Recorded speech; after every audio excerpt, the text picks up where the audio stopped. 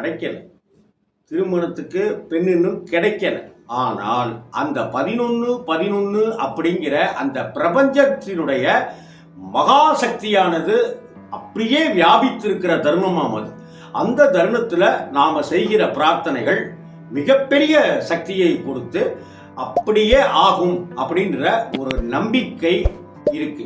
பிரபஞ்சத்தின் மேல நமக்கு நம்பிக்கை இருக்கு, கடவுள் மேலையும் நமக்கு நம்பிக்கை இருக்கு, வழிபாடு மேலையும் நமக்கு நம்பிக்கை இருக்கு. இது எல்லாத்துக்கும் மேல நம்ம மேலையும் நமக்கு நம்பிக்கை இருக்கு இல்லையா? அப்படி நம்ம மேல வச்சிருக்கிற நம்பிக்கைய ஏன் பிரபஞ்ச சக்தியோடையும் சேர்த்து இணைத்து கொள்ளக்கூடாது? கடவுள் வழிபாட்டின் மேல வச்சிருக்கிற சக்தியை, நம்பிக்கையை பிரபஞ்ச சக்தியினுடையும் சேர்த்து கைகோர்த்து ஏன் வழிபடக்கூடாது?